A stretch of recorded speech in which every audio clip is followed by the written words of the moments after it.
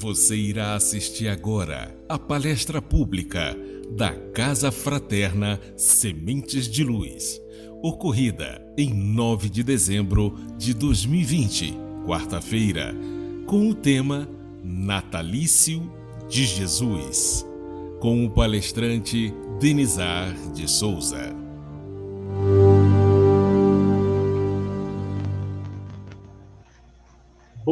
Boa noite, sejam todos muito bem-vindos à Casa Fraterna Sementes de Luz. Hoje nós temos um convidado maravilhoso para quem está chegando à nossa casa fica aqui em Brasília, na 311 Norte, né? Sejam todos muito bem-vindos e teremos hoje o nosso querido Denizar de Souza, com a palestra com o tema Natalício de Jesus, e só para aqueles que estão chegando, que vão ouvir depois pelas nossas redes sociais, para vocês terem uma ideia do natalício de Jesus, o que seria? Um resumo bem breve. Então, o natalício de Jesus é um momento da história humana na qual a luz se fez homem, para que os homens encontrassem um caminho de luz.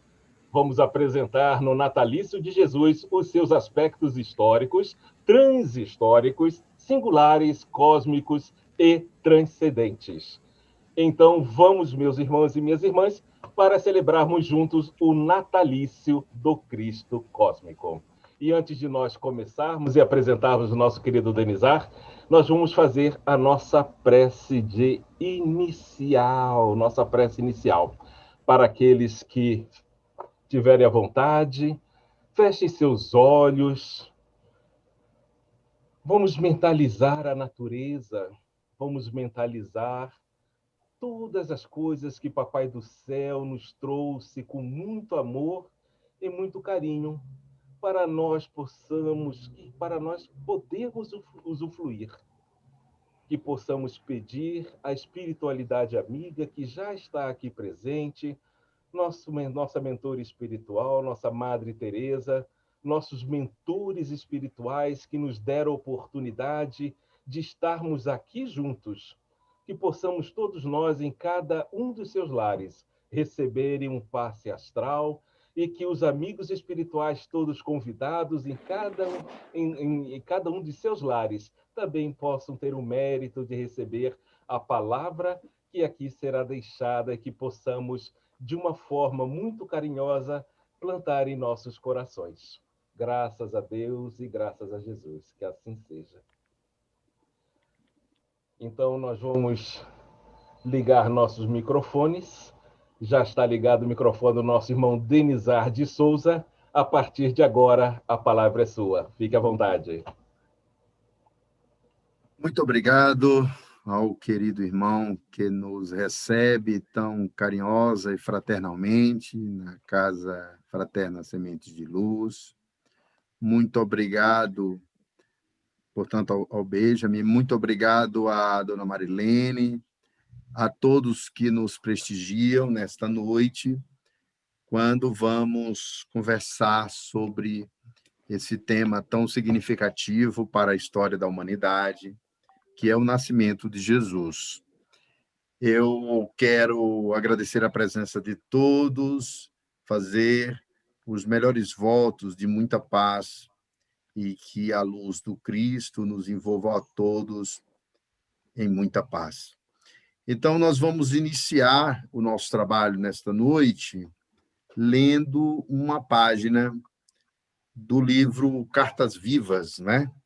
É um livro de cunho psicográfico e nós já lançamos este livro na Casa Fraterna Sementes de Luz e vamos ler o capítulo 19, cujo título é exatamente Manjedoura Cósmica, capítulo 16, perdão. No ano bem-vindo do Senhor, recebemos a graça da chegada do menino Jesus. A luz esperada chegava a Belém, das profecias e dos sonhos premonitórios. Jesus conosco em seu sublime nascimento, que renovou para sempre a psicosfera da Terra e do pensamento humano. Ó Jesus, quanta gratidão sentimos pela tua vinda à crosta terrestre, tão brutalizada ainda pela violência e crueldade. Mais um Natal a te recordarmos o berço humilde e a sublime revelação do teu messianato de amor e paz. Que as doces recordações do teu nascimento nos traga de volta a música suave do teu amor perene por toda a humanidade. Obrigado, Jesus. Que teu Natal faça-se para nós, tal qual se fez para os reis do Oriente, em gratidão sem fim. Glória a Deus nas alturas, paz na terra e boa vontade para com os homens. Feliz Natal com Jesus no coração, são os votos de vossa irmã Adriana de Jesus. Uma página psicografada pelo Espírito Adriana de Jesus, constante do livro Cartas Vivas. Então, agora, meus amigos, vamos, de fato, começar a nossa palestra desta noite, inicialmente trazendo aspectos históricos do nascimento de Jesus.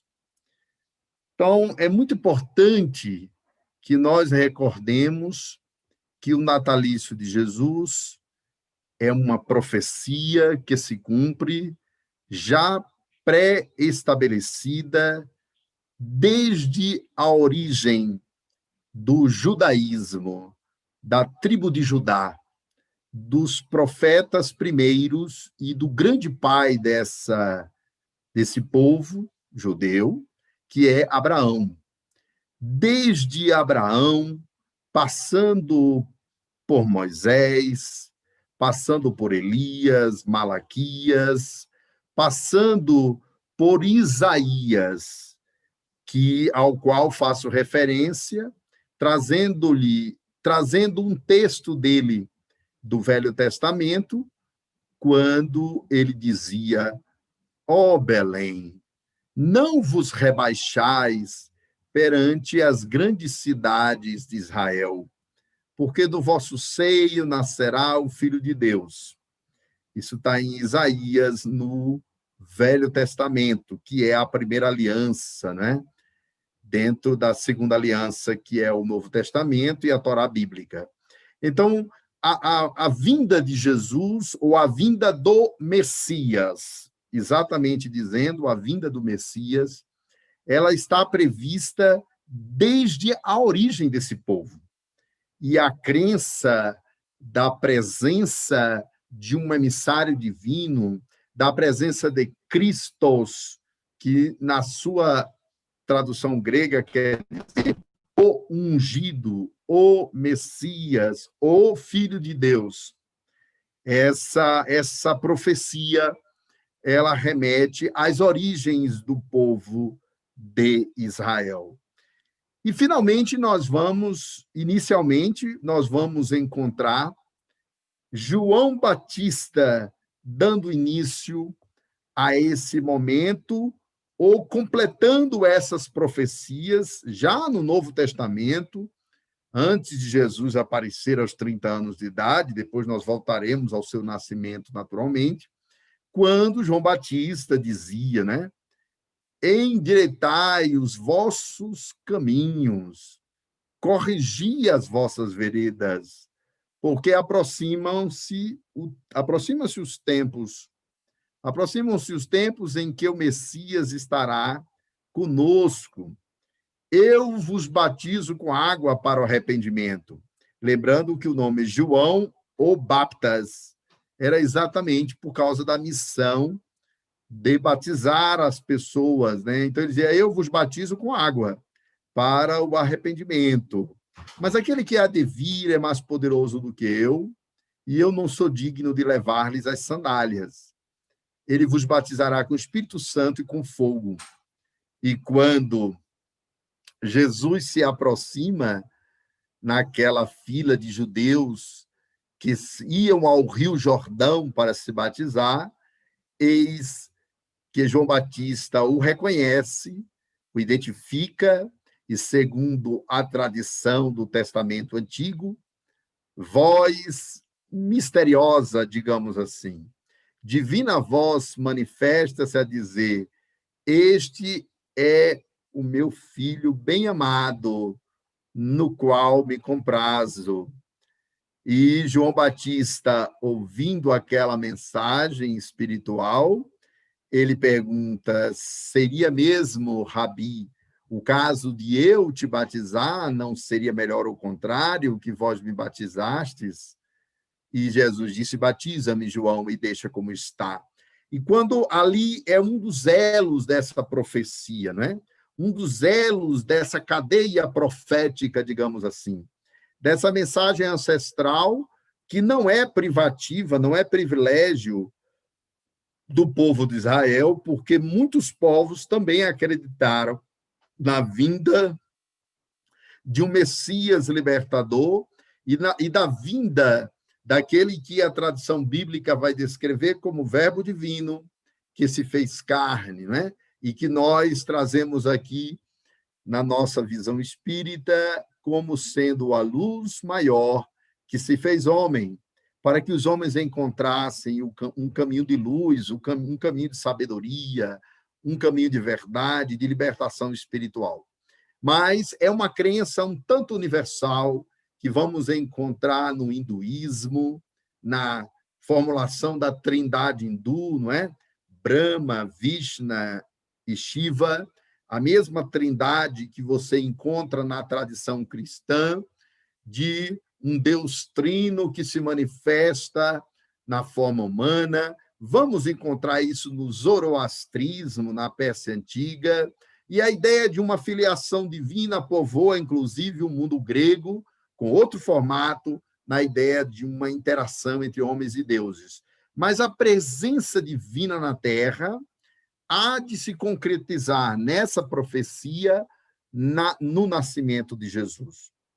Então, você tem um momento em que um ser que é definido na escala evolucionária dentro da visão de Emmanuel, da visão do livro A Caminho da Luz, da visão do Livro dos Espíritos, quando Kardec pergunta qual o modelo mais perfeito Deus ofereceu à humanidade para lhe servir de guia, e a resposta é bastante sintética, porém muito clara: vede Jesus, não é? Essa é a resposta.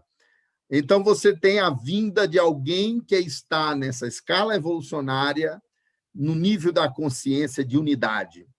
E é essa consciência de unidade que o seu Natal representa, e representa o grande mistério sobre o qual a teologia vai se debater, e o pensamento hoje contemporâneo, que compreende Deus como consciência cósmica e compreende a escala evolucionária, indo do alfa ao ômega, do átomo ao arcanjo, todo o universo inteiro integrado na consciência cósmica e manifestando-a em cada ser. Então, a presença de Jesus, vamos voltar ao seu nascimento especificamente, quando nós temos um momento absolutamente cósmico do seu nascimento, porque as profecias falavam de uma estrela anunciadora que os cientistas, religiosos, místicos, filósofos se debateram ao longo dos séculos para melhor compreender o que significava aquele evento cósmico.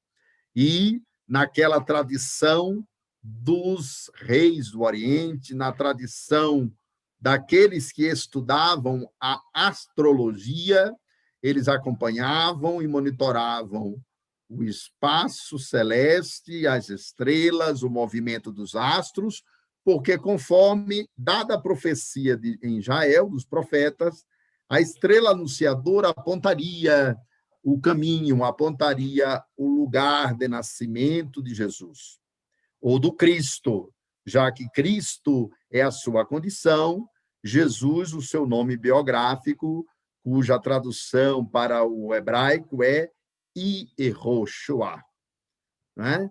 Então, aquela estrela misteriosa aparece no espaço e ela é fonte de orientação para os reis magos.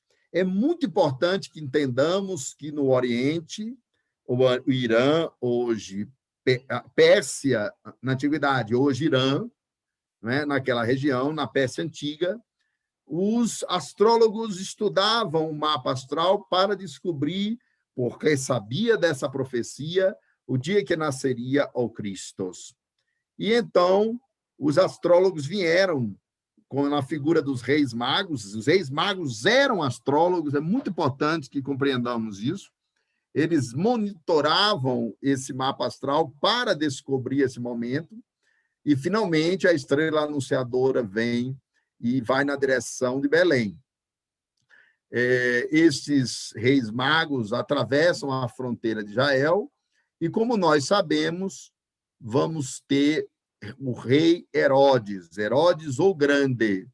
Tem Herodes o Grande e Herodes Filho, que executou ou mandou executar João Batista. O pai dele, Herodes o Grande, que era rei do povo de Israel no ano 1º da nossa era cristã, na era de Augusto César, quando o Império Romano vivia por uma década, pelo menos, paz, porque é importante que compreendamos que estamos dentro de um contexto de um império cujas asas dessa águia imperialista dominava toda a Europa, parte da África do Norte, parte da Ásia, mas toda a Europa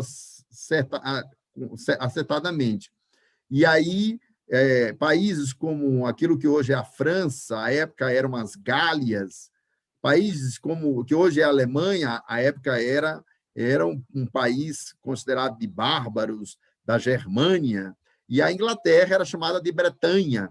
E todos aqueles povos estavam sob o domínio do Império Romano, que fazia guerra de conquista e conquistava povos, incluindo o chamado Oriente Médio.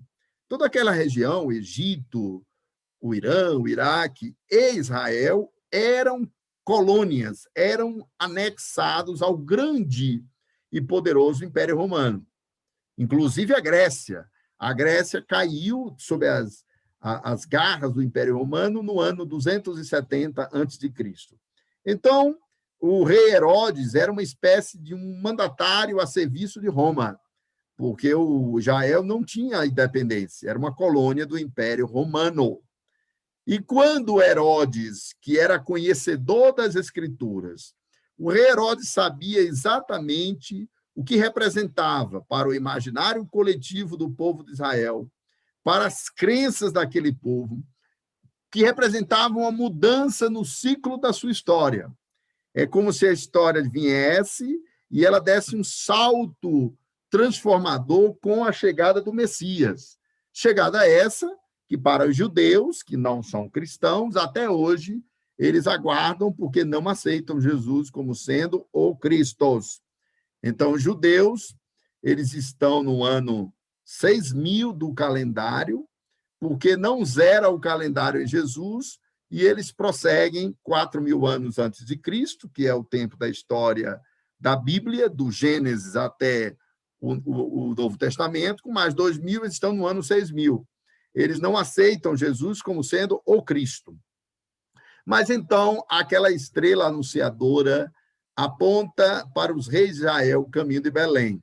E Herodes, malvadamente e mal intencionadamente, de forma mentirosa, Herodes manda uma mensagem para os reis magos quando eles entram em território de Israel.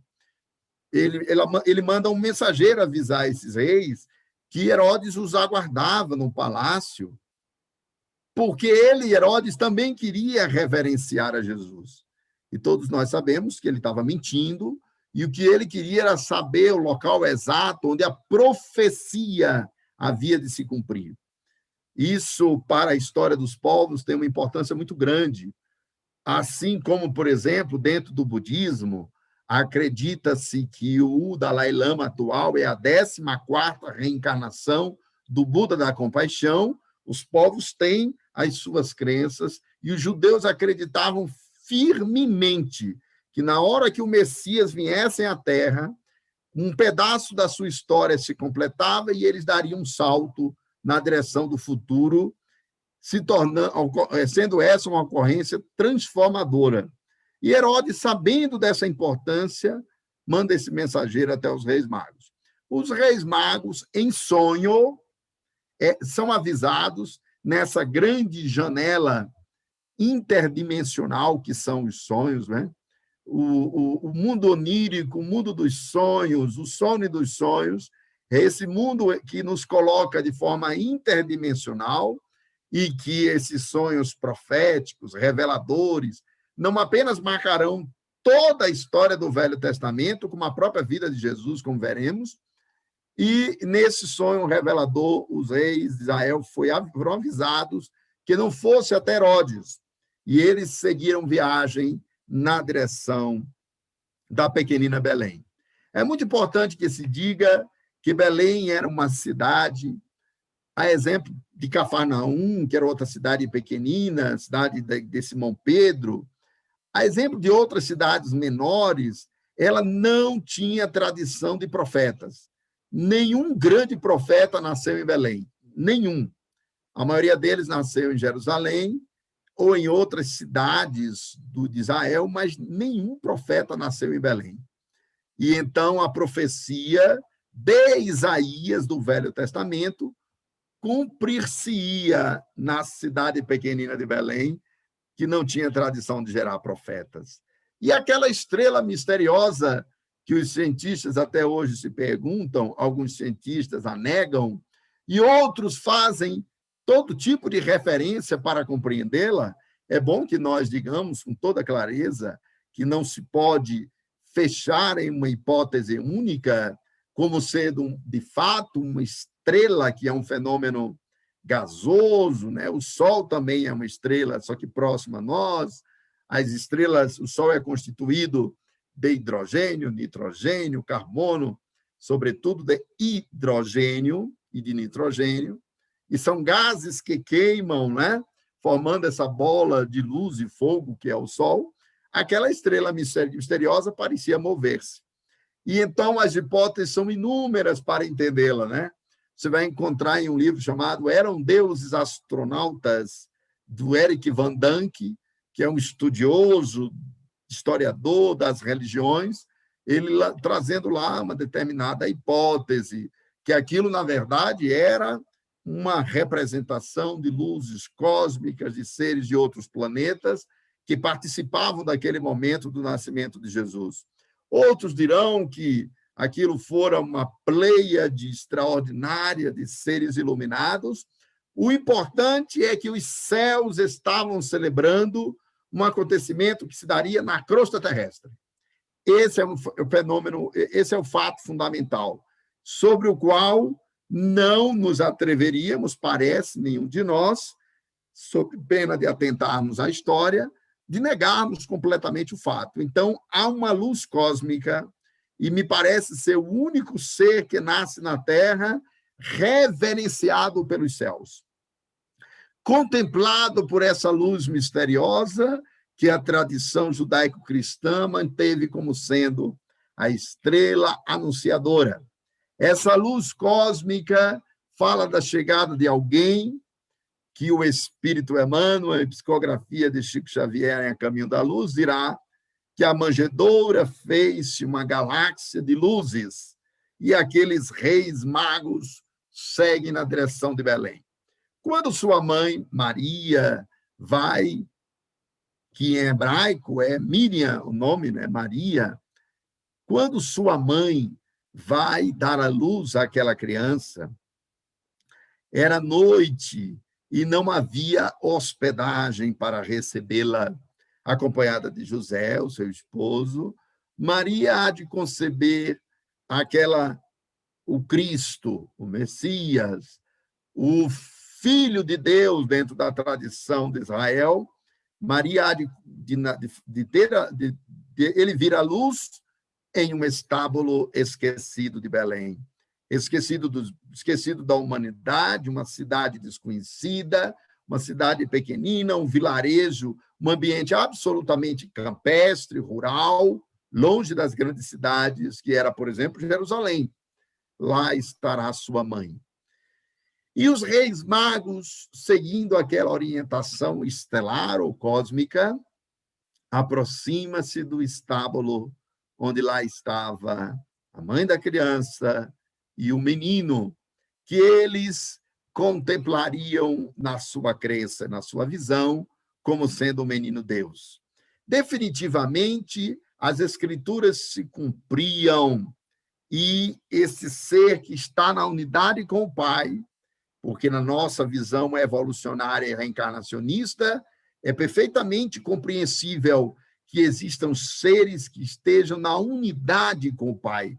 O Livro dos Espíritos afirma, ficai sabendo que do átomo ao arcanjo, o átomo, representação simbólica da matéria menor, da matéria mais simplória, que depois foi superada, o átomo por elétrons, nêutrons, neutrinos, subpartículas, mas a representação simbólica da época era o átomo. Do átomo ao arcanjo, tudo está em todos, e todos estão em tudo. Está tudo interligado. Então, o Livro dos Espíritos fala dessa consciência de unidade. Quando Kardec pergunta em que se transforma o espírito após a sua última encarnação. Espírito puro, espírito perfeito, espírito completo. Ora, esse nível de unidade com a consciência cósmica era exatamente o nível no qual Jesus se encontrava. Então, nós podemos afirmar aqui, sem medo de errar, junto com a doutrina espírita e as doutrinas reencarnacionistas, que Jesus era, espiritualmente falando, um extraterrestre. E quem nos diz isso é Emmanuel, em A Caminho da Luz, quando ele diz que o espírito crístico já existia antes do planeta existir. Isso quem diz é Emmanuel. Na origem do planeta, o Cristo lá estava na unidade com o Pai e participando da governança da origem do planeta. Se ele está na origem do planeta terrestre, ele não é terrestre, obviamente. Ele realizou processo evolucionário em outros planetas, em outros sistemas planetários, possivelmente em outras galáxias, porque o nosso planeta tem 4,5 a 4,8 bilhões de anos. Cientistas arredondam e dizem que a Terra tem 5 bilhões de anos. Há 5 bilhões de anos, esse Cristo lá estava na origem do planeta terrestre, segundo Emmanuel, na obra A Caminho da Luz. Então, definitivamente, Cristo é um extraterrestre. Ele não fez evolução na Terra, ele não participou da evolução terrestre, ao contrário, ele participou da origem do planeta, mas ele não realizou processo evolucionário no planeta Terra. Ali está, então, a profecia cumprindo-se, a luz que se fazia homem para que os homens se fizessem luz. E os reis magos realizam uma prece inesquecível, a oração que dentro dela já tem uma trindade de proposta para a humanidade. Glória a Deus nas alturas, paz na terra e boa vontade para com os homens. Esta glória a Deus nas alturas estará de volta na oração que Jesus fez no Horto das Oliveiras, quando ele pediu para que seus discípulos orassem com ele, minutos antes, horas antes dele ser preso pelos soldados do Templo de Israel, ele orou assim: glorifica-me, ó Pai, em ti mesmo, contigo mesmo, com a glória que eu tinha ao teu lado antes que o mundo existisse. Procurem no Evangelho, seja de Mateus, Marcos, Lucas e João, o momento em que Jesus ora no Horto das Oliveiras e ele está, enquanto os discípulos dormiam, ele diz: Pai, glorifica-me contigo mesmo, em ti mesmo, com a glória que eu tinha ao teu lado antes que o mundo existisse. Então, ali você tem, na oração de Jesus, ele próprio dizendo: que ele já era, como ele disse outras vezes, eu sou, antes de Abraão, o ser. Ele já era antes que o mundo existisse. Mas ele surge na forma da divina luz, nessa consciência de unidade que também ele dirá, eu e o Pai somos um só, mas ficai sabendo que o meu Pai está em mim, eu estou no meu Pai, mas meu Pai está em vós e vós estáis no meu Pai. Esse nível de consciência, ele é habitualmente difícil de ser compreendido pela criatura humana, que opera com um nível de consciência separatista, em que há um eu, há um tu, há um ser e há um mundo, há uma criatura e há um criador. No nível evolucionário maior, isso está unificado na consciência cósmica. Jesus nasce, cumpre-se a profecia do Cristo entre nós. E logo em seguida, sua mãe é avisada para que retirasse. Ela é avisada em sonho, não é? Para que retirasse a criança de Israel, porque aquele que o perseguia e o desejava matar estava a caminho. E ela desperta do sonho, e Herodes está mandando os seus soldados para matar as crianças de 0 a 1 ano de idade. José e Maria retira-se de Israel, atravessa a fronteira e vai para o Egito, e Herodes está à procura de matar a profecia. Ele não tinha um endereço, ele não tinha a preocupação de matar esta ou aquela criança. Ele queria matar a profecia. Ele queria impedir que aquela criança que os céus haviam reverenciado nascesse e se cumprisse a profecia. Era a profecia que ele queria matar. E José e Maria seguem na direção do Egito, levando Jesus, protegendo-o. E imaginemos todos o que não representou para aquelas almas, que certamente aceitaram a tarefa, que certamente se submeteram ao sacrifício, porque muitas crianças morreram no lugar de Jesus.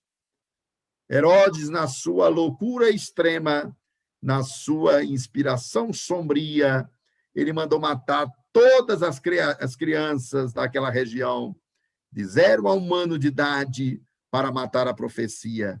E essas almas sofreram para que não fosse o Cristo naquele momento alcançado.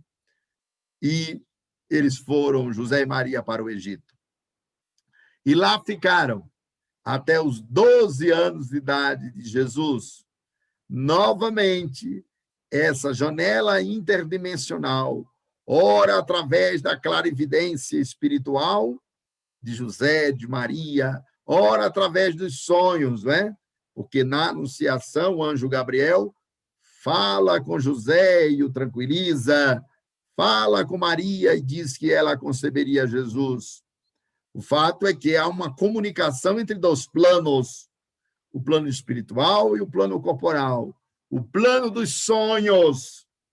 O grande antropólogo francês Roger Bastide, que foi professor na Universidade de São Paulo por mais de 30 anos, ele fez uma sociologia dos sonhos.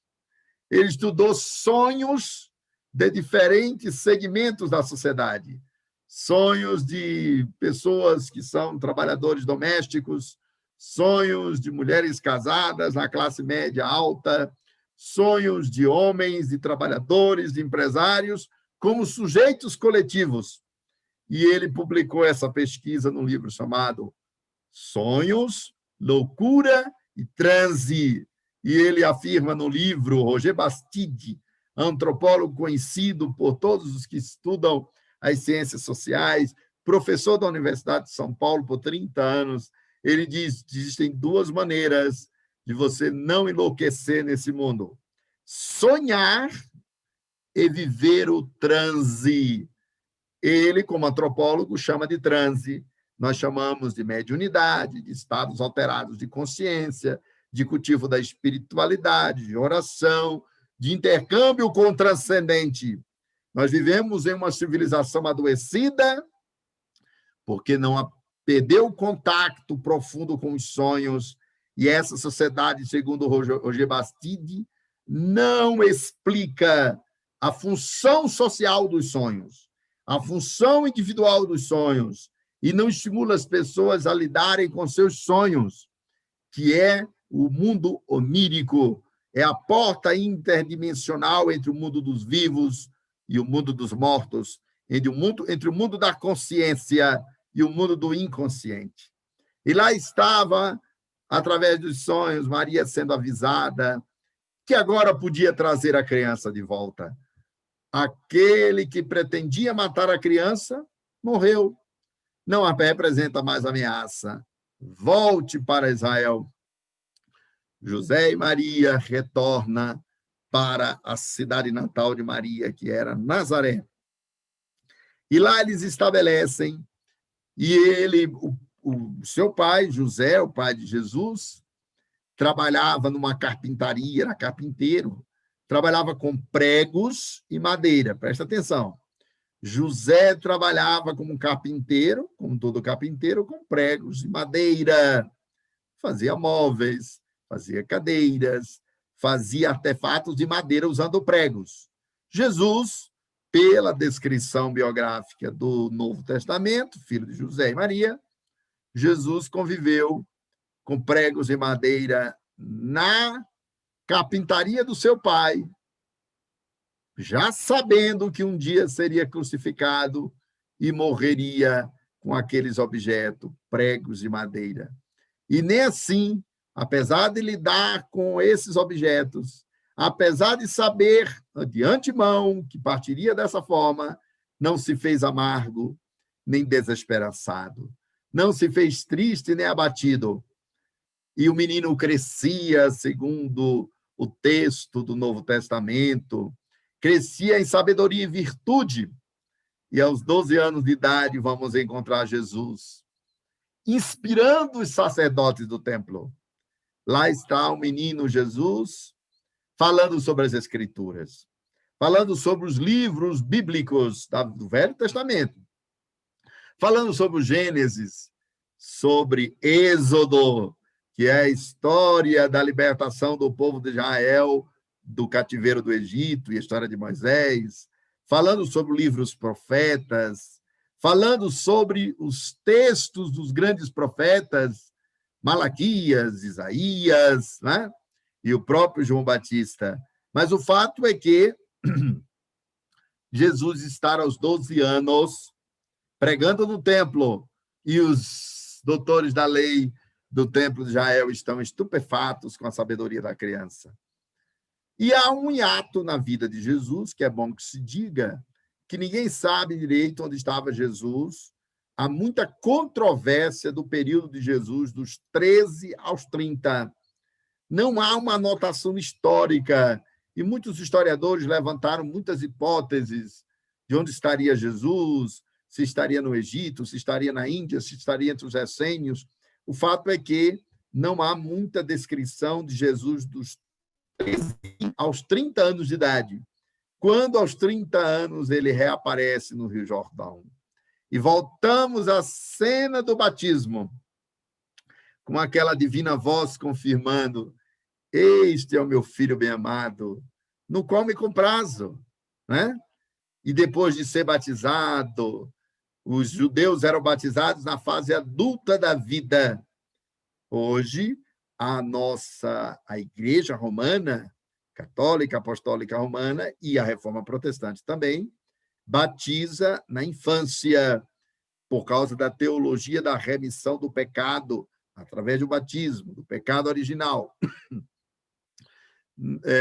Naquela época, o indivíduo se batizava espiritualmente falando. Ele se batizava na fase adulta e ele aderia à crença judaica. A circuncisão era feita na infância, mas o batismo não. O batismo era quando o indivíduo mudava de nome e ele aceitava a Torá bíblica, e Jesus foi se batizar. Depois ele irá para o deserto, conforme as Escrituras referem-se, e vamos encontrar Jesus no momento em que ele novamente afirma: Ele está diante dos seus amigos de pequena comunidade de Nazaré, não é o orgulhoso templo de Israel, e ele diz, diante de alguns daqueles sacerdotes locais, as escrituras hoje estão completas, porque eu sou o Cristo a quem esperavas. É muito importante sabermos essa diferença. Jesus é Yehoshua. Jesus é aquele indivíduo cujo nome era bastante conhecido à época. E o Cristo é a missão de Jesus, na nossa visão e na visão dos cristãos que o aceitam assim. O Cristo é o Messias, é a missão dele, é a profecia encarnada nele, é a tarefa dele, é Christos, né? Quando ele, que gostava de perguntar às pessoas sobre si próprio, né? Ele faz essa pergunta para os discípulos: que dizem os homens a respeito do Filho do Homem? Uns dizem que é Jeremias, outros Elias, ou algum dos profetas antigos que voltou. Olha como eles acreditavam que era possível retornar, reencarnar, no outro sentido, ressuscitar, mas eles acreditavam no retorno. E aí Jesus interpela Simão Pedro e diz: Simão Pedro, filho de Jonas, que dizes tu a respeito do Filho do Homem? Ele falava da condição dele de Christos, com essa titulação, Filho do Homem.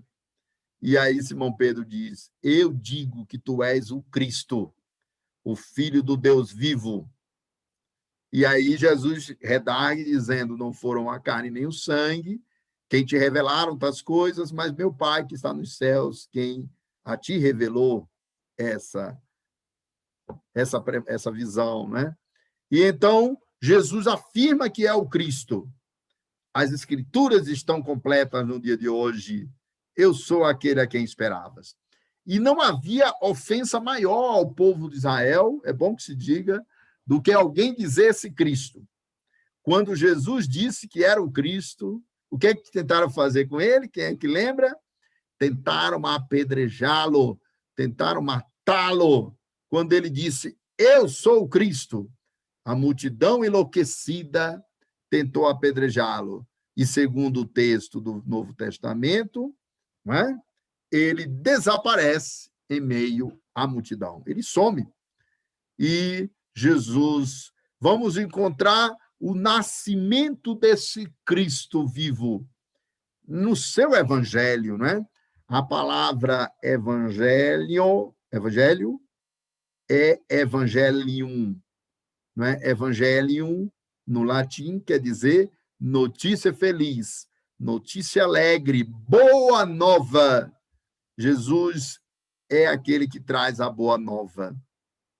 E ele traz a boa nova, mostrando que a sua mensagem é toda de alegria, toda de esperança, toda de justiça, de bondade. Ele é considerado pelos historiadores, um deles, o filósofo Henrique Dussel, no livro América Latina Não Ser, ele diz que Jesus fundou no Oriente Médio, né? Ele fundou uma religião, ou uma doutrina, melhor dizendo, da alteridade, porque foi o primeiro grande sábio que ensinou um pensamento voltado ao outro. Os gregos filosofaram, mas Jesus, por primeira vez, surge um pensamento que compreende o eu a partir do tu, e o seu evangelho é toda uma referência às relações humanas, a relação entre os homens. Então, vamos encontrar no polo da interiorização, Jesus, quando perguntado a ele, né, mestre, onde está o reino de Deus? Onde está o reino dos céus, né? E ele responde: ficai sabendo que o reino dos céus está dentro de vós, porém ele é um tesouro oculto que deveis descobri-lo. Essa expressão do evangelho é pouco citada muitas vezes, porque é o momento mais interiorizante, né? Dentre outros, é o momento que Jesus fala do mundo interior do ser humano. Aquilo que o grande Santo Agostinho, da Cidade de Deus, o bispo de Hipona, Santo Agostinho, que viveu no século V da era cristã, que escreveu A Cidade dos Homens, A Cidade de Deus. Santo Agostinho falava do homem interior. Jesus falava do reino de Deus oculto nesse homem interior, dessa interioridade espiritual que cabe-nos descobri-la, manifestá-la, conscientes que lá está o reino de Deus. Então, Jesus falou desse nível profundo da alma humana, que é o nível dos arquétipos junguianos, que é o nível sobremental, que está na sobremente, é o nível maior de consciência, que os budistas chamam de Samadhi, ou de Nirvana também, que é essa conquista da luz interior. Jesus falou disso. Ficai sabendo que o reino dos céus está dentro de vós, porém ele é um tesouro oculto que deveis descobri-lo. E vamos encontrar Jesus descrevendo o seu evangelho, deseando o extraordinário canto da felicidade, que é as bem-aventuranças. Muito se busca hoje compreender como ser feliz, como funcionar no mundo para ser feliz, né? O ser humano só é feliz enquanto ser no mundo, enquanto ser de relações, né? O próprio Livro dos Espíritos fala disso, né? Kardec diz assim: há algum mérito naqueles que se isolam e vivem como ermitão em isolamento? E aí os espíritos sábios respondem: nenhum mérito há nisso, há mais egoísmo do que cultivo espiritual. É na relação com o outro que revelaremos virtudes. Observe que a virtude é algo que o outro reconhece em nós. Toda virtude que se auto-reconhece, que se auto-celebra, corre o risco de ser uma virtude apenas da nossa autoimagem narcísica, da nossa vaidade, da nossa autocelebração. A virtude é algo que o outro reconhece, né? O Brasil reconheceu Chico Xavier como um homem humilde, virtuoso, generoso, solidário e amável, absolutamente doce. O mundo reconheceu Mahatma Gandhi como homem da virtude e da paz. Ou a humanidade reconheceu Francisco de Assis na grande doçura da sua alma amorosa. Então, Jesus traz um pensamento que nos relaciona ao outro, é o seu evangelho, que nos diz como nós podemos ser felizes na relação de alteridade. O outro será sempre um desafio. Em época natalina ou fora dela, na tristeza ou na alegria, na vida ou na morte, na velhice ou na juventude, o outro que está próximo a nós. Que Jesus descreverá esse outro naquele sermão do bom samaritano, a parábola do bom samaritano, que é algo extraordinário para lembrarmos esse momento, né? Jesus, para descrever quem poderia ter praticado a verdadeira lei divina, ele diz: um homem assaltado, ferido, e é lançado na rua, roubado, ferido. E o fariseu passa por este homem, olha indiferente, segue. Passa também o saduceu e nada faz. Passa o publicano e, finalmente, o samaritano passa por este homem. Por que será que Jesus escolheu o samaritano? Foi de propósito, porque o samaritano era um povo que não se dava com os judeus, e os judeus o viam de maneira negativa como gente de má vida. E Jesus escolhe exatamente o samaritano para dizer: é este que está na diferença convosco. E ele escolhe o samaritano para representar a lei de Deus. O samaritano encontra o homem no meio da rua. Esse homem está ferido, assaltado, inconsciente, roubado. O samaritano coloca-o numa carruagem, leva-o até uma hospedagem, garante os recursos para que ele fosse cuidado. E Jesus, então, pergunta àqueles homens que o ouviam: qual desses vós achais que cumpriu a lei? E era evidente que era o samaritano. Então, vais e fazes o mesmo, né? Pratica caridade, sejais compassivos, praticai a misericórdia, foi o que o samaritano fez. Daí nós temos as campanhas, o trabalho do samaritano ao longo das campanhas de caridade. E Jesus, então, canta o seu hino de alegria nas suas bem-aventuranças. Bem-aventurados os que são brandos, porque herdarão a terra. Veja o que Jesus disse, olha, só vai morar aqui no planeta terrestre quem for brando. Ele que disse, bem-aventurados os brandos, porque herdarão a terra. Terão uma terra como herança. Nesse sentido, provavelmente, os grandes guerreiros, aqueles que constituíram o nazifascismo, Hitler, Mussolini, Himmler, Göring, Joseph Goebbels e todo o coletivo que produziu a Segunda Guerra Mundial, poderá não mais retornar à terra, porque Jesus disse, bem-aventurados os brandos que herdarão a terra, bem-aventurados os pacificadores, porque estes serão chamados filhos de Deus. Por que Jesus distingue brando de pacificador? É fácil de entender, porque brandos somos todos nós. Brando é aquele que não pratica a violência, mas ser brando não quer dizer que se é pacificador. Brando é aquele que não pratica o mal, já deu um primeiro passo. A maioria esmagadora da humanidade é branda, mas muito raros são os pacificadores. Pacificador foi Mahatma Gandhi, pacificador foi Francisco de Assis, foi pastor Martin Luther King, pacificador foi o próprio Cristo, foi Paulo de Tarso, foi Pedro, foi Chico Xavier e certamente Allan Kardec. Aqueles que saíram da sua zona de conforto, aqueles que abandonaram os seus privilégios, largaram os seus egoísmos, abandonaram e renunciaram ao seu narcisismo e sua vaidade e foram se dedicar ao próximo para construir um mundo melhor. Estes são pacificadores. Mahatma Gandhi foi pacificador com a sua doutrina do Ahimsa e da Brahmacharya. Ahimsa quer dizer não ódio, não violência. Brahmacharya, que não é bruxaria, por favor. Brahmacharya é princípio da pureza interior. Falar a verdade é uma palavra sânscrita que quer dizer cultivar a verdade interior, praticar a pureza interior. Estes são pacificadores, que está lá no Sermão da Montanha. Bem-aventurados que têm puro coração, porque verão a Deus.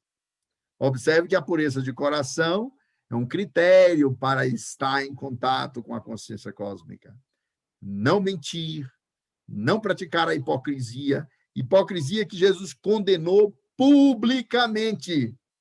Jesus disse assim, em verdade vos digo, as prostitutas e os coletores de impostos precederão aos fariseus na entrada do reino dos céus.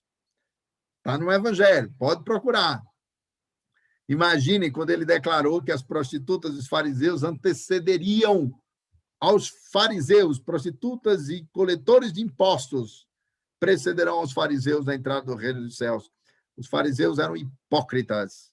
Ao dizer de Jesus, eles engoliam um mosquito e arrotavam um camelo. Eles eram homens de retórica, mas não tinham a lei divina e não praticavam os próprios ensinamentos que eles ensinavam. Então, bem-aventurados que têm puro coração, os que falam a verdade, os que reconhecem seus erros, os que não se sentem melhores do que os outros, nem à direita do Pai, nem à esquerda, nem em lugar nenhum. Mas exatamente como Chico Xavier diz, eu sou uma grama no imenso gramado da vida. Ah, Chico, mas você não tem medo de cair? A imprensa toda, a vaidade, ele dizia, como pode cair alguém que nunca se levantou? Ele surpreendia a todos com a sua humildade intraduzível. Isso é a grandeza cósmica dos que têm pureza de coração. Bem-aventurados os misericordiosos, porque alcançarão misericórdia. Bem-aventurados os que sofrem perseguição em nome da justiça, porque deles é o reino dos céus. Bem-aventurados todos vós que sofreis, porque sereis consolados. Bem-aventurados vós que sois pobres, porque vosso é o reino dos céus. Então, Jesus falou das alegrias, a alegria da doação, a alegria da solidariedade, que o Livro dos Espíritos vai repetir, né? Quando Kardec pergunta qual a virtude mais meritória, os Espíritos responderam: a caridade, quando praticada desinteressadamente. Olha como os Espíritos sabem. Os Espíritos sábios sabiam, iluminados que eram, que nós praticamos a caridade de forma interesseira, com a segunda intenção. E Kardec perguntou sobre isso também. Tem mérito aqueles que praticam a caridade pensando na sua condição, na vida futura? Estes têm o mérito da ação, mas não da intenção, que não é pura. Então, a caridade que o Evangelho pratica é o amor que se oferece sem nada em troca, desinteressada. Nesse sentido, o ateu que não acredita na vida espiritual e pratica a caridade tem uma caridade mais completa do que aquele que acredita, porque pode estar com a intenção de estar melhor do outro lado quando daqui partir. Então, Jesus e o seu Natal, já completamos aqui mais de 50 minutos, quase uma hora. Jesus e o seu Natal é o momento em que a humanidade, mais uma vez, recordará. Praticamente 3 bilhões de pessoas recordará o Natal de Jesus. Mas o Natal de Jesus, ao longo dos séculos, foi se transformando. Francisco de Assis girou o presépio e nos trouxe a memória do nascimento de Jesus para a nossa cultura, para a nossa história ocidental. Mas o Natal de Jesus foi se adaptando com o tempo. Nós sabemos que Jesus não nasceu dia 24 de dezembro. Lamento decepcionar vocês, ou todos nós. Jesus não nasceu 24 de dezembro. Jesus nasceu entre 2 a 5 de abril. 24 de dezembro foi data instituída pela Igreja Romana. Mas o importante é que a recordação do nascimento dele é sempre a renovação do significado do natalício de Cristo. E o natalício de Cristo é esperança para a humanidade. O natalício de Cristo é a renovação dos votos da humanidade com o seu evangelho. Porque o homem pode viver na barbárie, e na barbárie ele encontra a violência, a treva, a exclusão e o preconceito, a intolerância e o ódio. Mas ele pode viver na civilização, através das bases do evangelho, um evangelho que é o evangelho da não violência, o evangelho que é o evangelho da paz, da solidariedade, do respeito incondicional ao outro, né?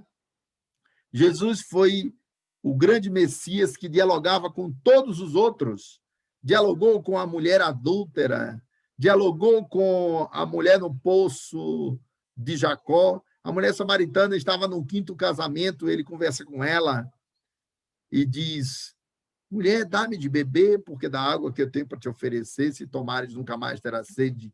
E o doutor Augusto Cury conta que, nos bastidores da conversa, ele fala para que ela se libertasse do alto preconceito que ela tinha interiorizado.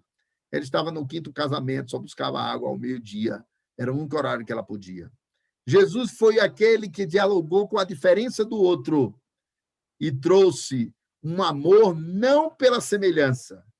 Quem é que Jesus define como sendo o homem de maior fé em toda Israel? Vamos lembrar? Um oficial romano procura Jesus. Esse oficial romano está com o seu servo doente. Ele se aproxima e diz: Rabi, esse era o seu título, Rabi, eu sou um homem de poder. Meu filho está doente, meu servo está doente. E eu gostaria que vós o curasses. Jesus disse: então vamos à tua casa. O oficial diz: não precisa, mestre, não precisa, Rabi. Eu sou um homem de poder. Eu digo aos meus servos: faça isso ou aquilo, eles fazem. Se vós disseres daqui, para que ele se cure, ele será curado. Jesus olhou à sua volta e disse: em toda Israel, jamais houve um homem de tamanha fé como esse oficial romano. Ele elegeu um pagão, que era o opressor de Israel, para dizer que foi o homem que tinha maior fé. Esse homem teve tanta fé que seu servo se curou, e logo vieram outros e disseram que ele estava curado. Então, meus amigos, Jesus é esse mestre da alteridade, não confundir com autoridade. Alteridade é o conceito que define a condição do outro. E o seu Natal é um Natal que acolhe a humanidade. E nós devemos voltar a celebrar o Natal. Não apenas o Natal da troca de presentes e do 13º salário, que também é bom. Não apenas o Natal um tanto sofrido da pandemia, do isolamento social, mas o Natal que faz todo sentido quando renasce em nosso coração. Patanjali dizia que valor, que importância tivera tido Jesus vir à Terra se ele não puder nascer de novo em nosso coração. Então, o nascimento de Jesus é interior, é transformador, e o seu natalício deve ser celebrado para que celebremos a sua mensagem, a sua presença e o seu sublime noivado com a humanidade. Ele que se despediu de nós, pedindo perdão pela nossa ignorância, depois de deixar o seu evangelho, depois de ser negado por Pedro e traído por Judas, depois de estar sozinho no Horto das Oliveiras, quando os seus discípulos dormiam, depois de ter oferecido o seu evangelho de amor, ele olha para o alto, na crucificação, quase 16 horas, e diz: Pai, perdoai-lhes, porque eles não sabem o que fazem. Ele pediu perdão pela nossa ignorância, que o nosso Natal, que o Natal de Cristo seja a libertação espiritual da nossa ignorância.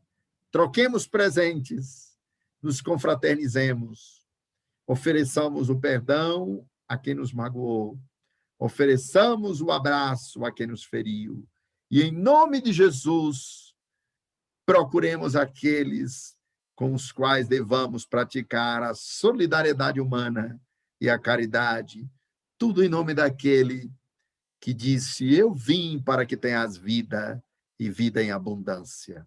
Que haja muita luz em nosso Natal, que haja muita vida amorosa, vida de amor pleno, vida de caridade, vida de solidariedade, vida dedicada ao amor ao próximo, em nome de Jesus.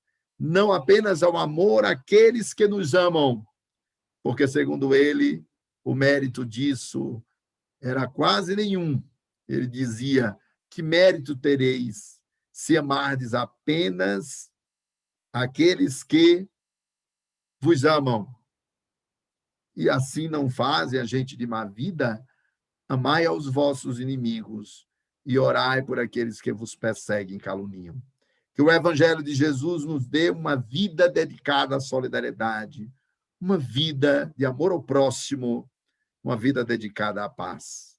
Feliz Natal para todos nós, Feliz Natal para todos vocês.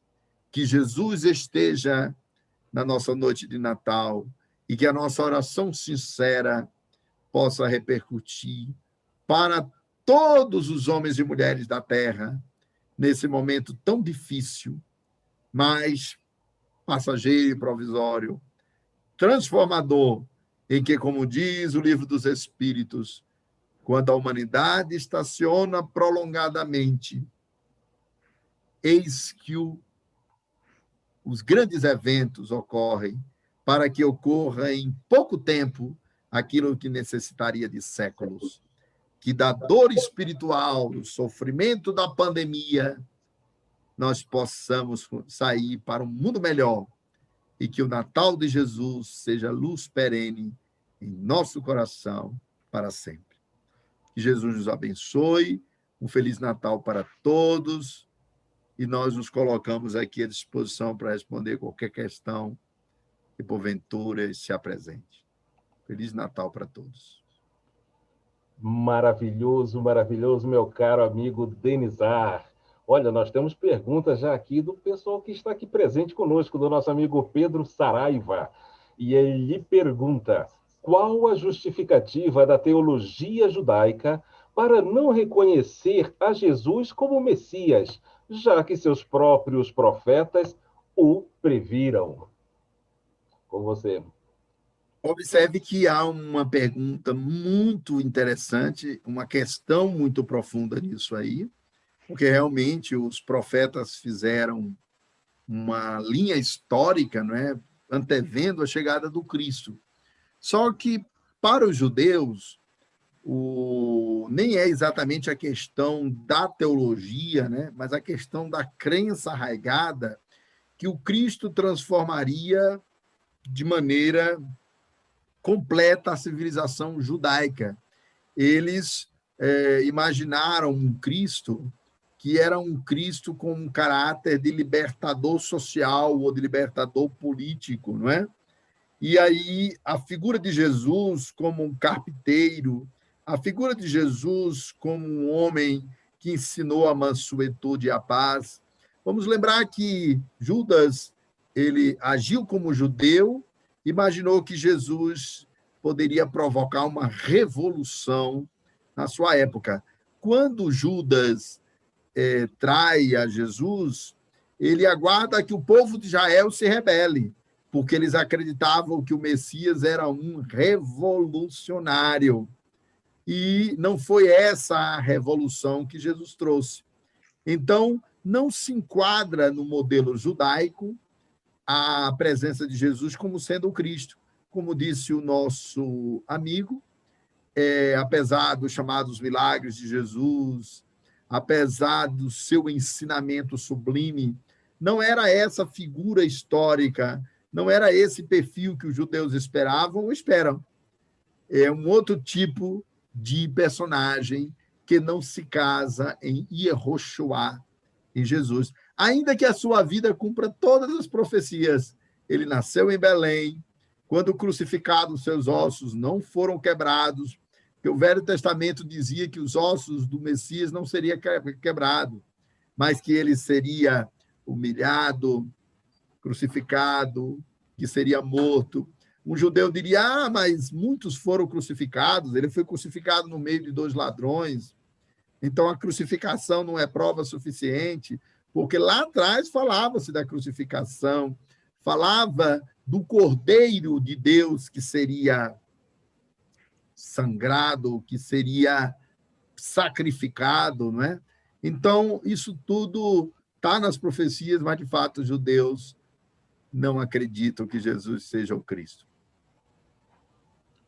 Tranquilo, tranquilo, Denizar. Nós temos uma internauta que está interessada no livro que você citou sobre sonhos. Você poderia novamente aí falar? Olha, eu sugiro o livro Loucura, Sonho, Transe e Loucura, de Roger Bastide, é um francês. Transe, Sonho e Loucura, de Roger Bastide. Além desse, você pode ler Memórias, Sonhos e Reflexões, de Carl Gustav Jung. Você pode ler o capítulo do sono, o tópico Sono e os Sonhos, do Livro dos Espíritos, no capítulo sobre da emancipação da alma, né? Você pode ler em Missionários da Luz, André Luiz, Chico Xavier, o tópico Sonhos, e você pode ler a Interpretação dos Sonhos de Freud. Você pode ler um sem número de livros que te ajudarão a compreender o mundo onírico, né? O mundo dos sonhos, essa janela que nos faz viver diariamente a transcendência. Maravilhoso, Denizar. Gostaria de saber se alguém aqui dos presentes ainda gostaria de fazer alguma pergunta ou participar. Fique à vontade.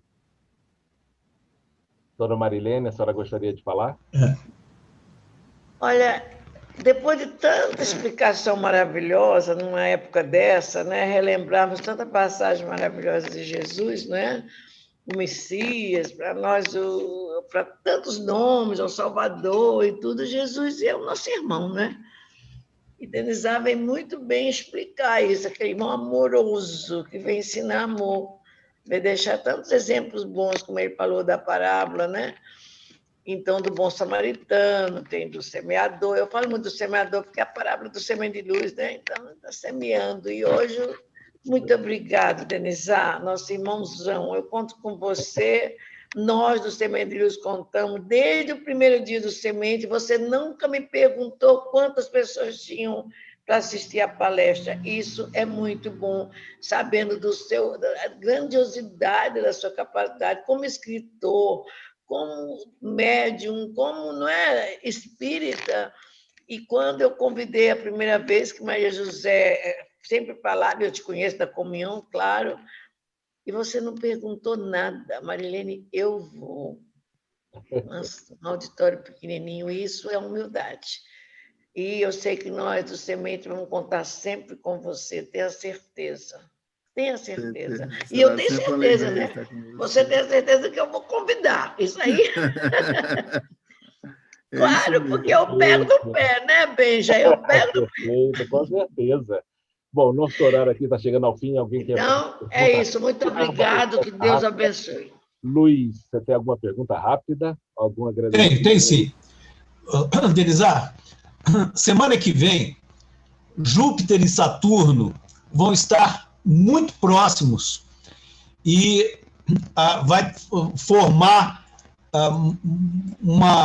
como se fosse a estrela de Belém, que a gente sabe que teve aí no nascimento de Jesus, lá pelo ano de 1200, que era o final da Alta Idade Média e início da Baixa Idade Média, e em 1500, que era o final da Idade Média e o início do Renascimento.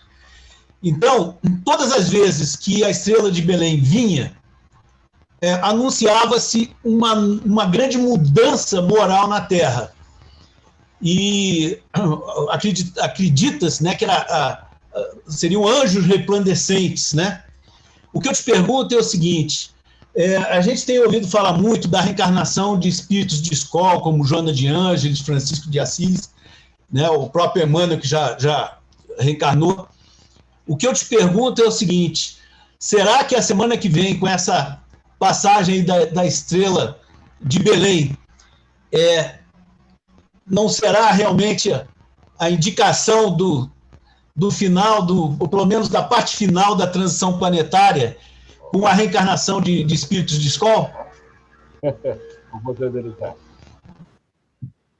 Eu acho que a tese está muito bem colocada pelo nosso irmão, né? Quer dizer, de fato, a humanidade viveu períodos em que a história foi dando saltos evolutivos, né?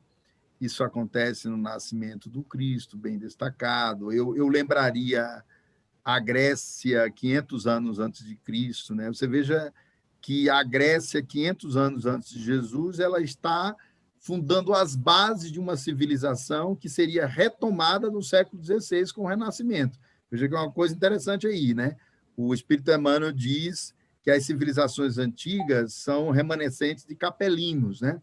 Então, você tem a Grécia, a Índia, o monoteísmo do judaísmo, os chineses, e a Grécia é um desses povos que recebe a chegada de seres muito evoluídos 500 anos antes de Cristo. Esse é um fenômeno que os historiadores reconhecem de outro jeito. Eles dizem, olha, 500 anos antes de Cristo, havia uma civilização em Atenas que vai reaparecer no mundo no século XVI. Que você pega as ideias do Renascimento que você citou, né? Renascimento cultural, renascimento artístico, iluminismo, a partir dos séculos XV, XVI em diante, é a retomada da Grécia Antiga. A Grécia fundou as bases da aritmética, da geometria, criou a democracia, foram os gregos que criaram, as bases da razão, da lógica, da retórica, da estética. Então, esses momentos, eles são surtos evolucionários. Grécia Antiga, origem do cristianismo, são momentos, depois do Renascimento, o Iluminismo, século XXI. Então, é possível, né, que nós estejamos alcançando um período em que, conforme toda a espiritualidade faz referência, você teria dois movimentos. Você teria o movimento de exílio. Pessoalmente, acredito que coletividades espirituais estejam saindo da Terra. Isso mexe com o padrão vibratório do planeta. Particularmente, acredito que certos coletivos não voltarão mais ao planeta. Eles saem, outros entram, e o Dr. Amit Goswami, que é um físico quântico, no seu livro A Evolução Criativa das Espécies, ele diz que a própria mudança evolutiva, né, quando o Sapiens surgiu há 100 mil anos atrás, quando aquela escala filogenética culminou com o Sapiens, o homem se completa e há ali uma evolução espiritual, uma mudança de padrão vibratório.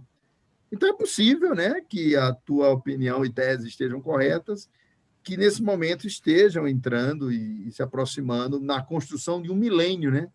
Eu acredito que o planeta de regeneração é coisa que ocorre em um milênio, diferente do que se imagina em uma década ou um século apenas.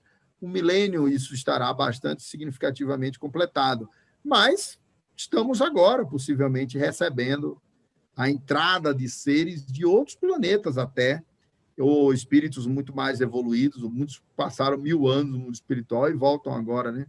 Imagina o que representa o retorno de seres como Einstein, como René Descartes, como tantos outros seres, Joana d'Arc, Francisco de Assis, o próprio Emmanuel e tantos outros, que darão um impulso evolucionário à Terra, e muitos dos que já estão. Acredito plenamente nessa possibilidade. A estrela de Belém continuará sempre uma grande interrogação, né? Se foi um fenômeno de natureza física, cósmica, ou se foi uma manifestação espiritual, que, na nossa opinião pessoal, tendo a achar que foi uma manifestação espiritual mesmo. E aí você tem luzes espirituais brilhando no universo para celebrar o nascimento de Cristo. Mas acho que está perfeitamente coerente essa tua opinião. Perfeito, perfeito. Muito obrigado, Denizar. Agradecer a participação do nosso irmão, foi maravilhoso, como literalmente é uma fonte que nós tivemos a oportunidade de beber e que Papai do Céu continue sempre lhe abençoando, mestre, que isso é uma oportunidade poucas que nós termos pessoas como você junto a nós. Vamos pedir aqui desculpa que houve um problema técnico, caiu a transmissão ao vivo para o YouTube, então vamos pedir desculpa para os internautas. Já eu já vou subir, já está sendo gravado aqui a nossa transmissão. Nós vamos subir para a página do YouTube também essa palestra do nosso irmão Denizar. Vamos lembrar que amanhã, quinta-feira, dia 10 de dezembro, teremos ao vivo, tá, o estudo do Evangelho segundo o Espiritismo, o capítulo 17, itens 5 a 6, da parábola do semeador, com a nossa querida Fátima Mello, ok? Então, agradecer a participação de todos. Temos muitos aqui participantes que já conheço já do outro quadro, Psique e Espiritualidade, gente de Goiás, Paraná, Piauí, tudo aqui presente conosco. Então, vamos agora fazer a nossa prece de encerramento, tá ok? Assim, lembrando, desculpa, temos que lembrar dos livros do Denizar, que ele estaria, botou à disposição, né? Isso. Hoje, e eu gostaria de saber se tem alguém fazendo aniversário agora no mês de dezembro. Tem alguém aqui no nosso grupo? Se não tiver, o Denizar vai colocar aqui à disposição para a dona Marilene, para ela proceder aí a entrega, tá ok? Vamos dar um jeito de levar uns 3 livros aí para nossa irmã distribuir por aí. Liga seu microfone. Bom, eu queria só, nesse final, né, agradecer a participação de todos, agradecer nossa querida irmã Marilene, dizer da nossa alegria de estar com vocês, ao nosso irmão Benjamin, né, enfim, agradecer a todos que nos prestigiaram, e dizer que, do fundo do nosso coração, nós desejamos uma noite de Natal, de muita paz, de muita reflexão, e que o ano de 2021 venha, de preferência com vacina, com saúde coletiva, e com muita saúde para todos. Muita paz, um Feliz Natal, e muito obrigado, até uma próxima oportunidade. Nós que agradecemos, mestre Denizar. Nós vamos, então, neste momento, aproveitar essa faixa vibratória que o nosso irmão já nos colocou, já nos presenteou, para a gente poder fazer a prece do nosso encerramento, pedindo ao Mestre amado, em agradecimento sempre por esse carinho neste grupo maravilhoso, nesta casa maravilhosa, a Casa Sementes de Luz, nossa casa fraterna que nos acolhe a todos. A todos os espíritos, sejam todos muito bem-vindos. E que, com certeza, uma luz maravilhosa sai de cada um de nossos lares aqui presentes. Que os espíritos que ainda necessitam possam receber este carinho que aqui nós tentamos, de uma forma de amor, transmitir. Então, vamos pedir à nossa mentora, nossa Madre Teresa, a permissão de encerrarmos o nosso encontro nesse dia maravilhoso, nesta quarta-feira de paz e muito amor, dizendo graças a Deus e graças a Jesus. Muito obrigado a todos. Boa noite a todos. Fica um abraço para todos.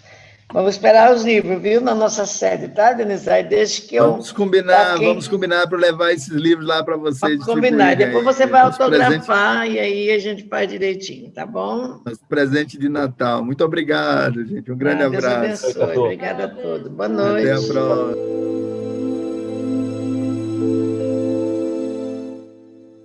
Você acabou de assistir a palestra pública ocorrida em 9 de dezembro de 2020, quarta-feira, com o tema Natalício de Jesus, com o palestrante Denizar de Souza.